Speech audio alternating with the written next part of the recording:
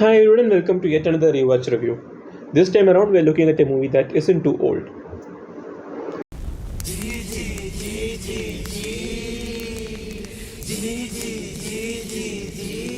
Jallikattu. It's a 2019 movie directed by Lijo Jose Pellissery and starring Anthony Verghese, Sabumon Abdusamad, Chemban Vinod Jose and a few others. I decided to revisit this movie because when I watched it for the first time in theatres 5 years ago, I didn't like it that much. However, a couple of weeks ago I watched Malayalam Valiban. I liked it and noticed how the internet is divided on whether or not the movie is good. Some suggested that the movie is just ahead of its time and soon it will be deemed a classic. So, this is the reason I decided to watch Jallikattu again to see if my personal opinion about the movie has changed. Before getting into that though, a quick recap of the plot for this movie for those who need it. The movie revolves around a buffalo that escapes its butcher and flees, terrorizing the village and its people. As it goes around, wreaking havoc, the stories of humans in the movie start to unravel, like the love triangle between Anthony, Kuttachan and Sophie that drives the central plot, the village's rivalry with the neighboring village Pumala, the preacher who drops the pretense of civility at the first instance of personal loss, and many more. The message that Lijo wants to draw home with this movie is to question the civility of man and make the viewer ask the question, so who's the real beast here?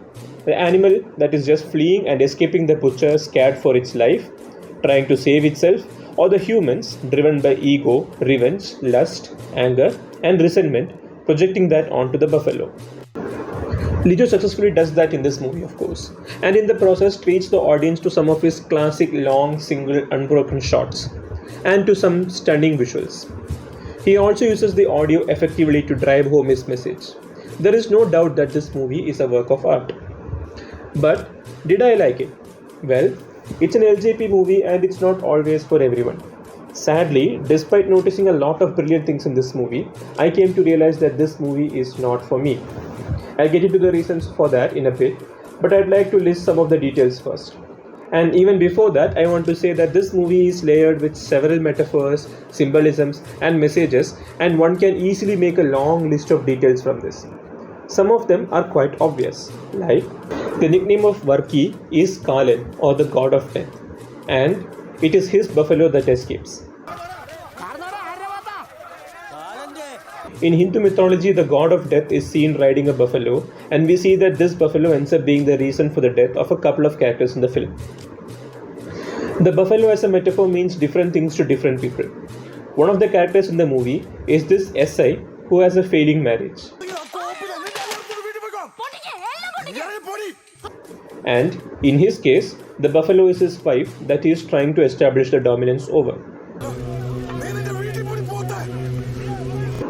Like I mentioned before, the point that this movie is trying to drive home is that man is the beast. There are subtle underlying beast growls in the scenes where men do something barbaric.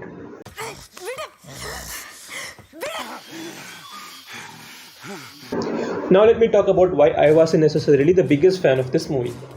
There are a few reasons. Number one, the audio effects in this movie are kind of overwhelming and it puts me at an unease.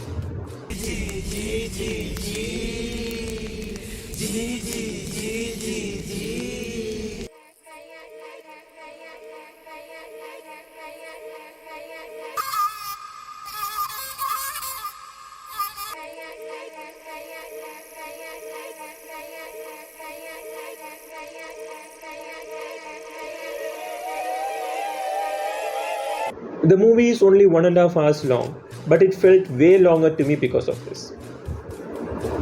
Number 2. The storyline of Kuriyachan, played by Jafar Idiki, kind of went nowhere, and it didn't tie into the central theme of the movie. It kind of happened in the background and felt extremely disconnected from the rest of the movie. Now I'm probably wrong, because it did mean something, but like I said, I was a bit uneasy right from the beginning, so I couldn't see the point of this thread. Number 3. Although this movie is more of an abstract concept and it's not necessarily realistic, it starts out as a fairly grounded film. But towards the end, it detaches any connection from realism and people start piling up on top of each other to get to a buffalo. And that felt a bit absurd to me. And finally, the central idea of this film is extremely pessimistic and depressing. This kind of takes the joy out of watching a film for me. To me personally, one of the purposes of consuming the art form of cinema is to get a healthy dose of escapism. Maybe I was left uncomfortable by Lijo forcing me to face the savage nature of man, but I didn't like the experience of watching this film, especially watching it a second time. I'm giving this movie a rewatch score of 6.8 out of 10. This is a brilliant movie, but not necessarily a treat to watch. It's like a tasty dish that is too spicy for me. That is all I have for you today. Leave a comment and let me know your thoughts about this movie and whether you agree or disagree with my take. Like and subscribe if you haven't done so, and I'll see you in the next one.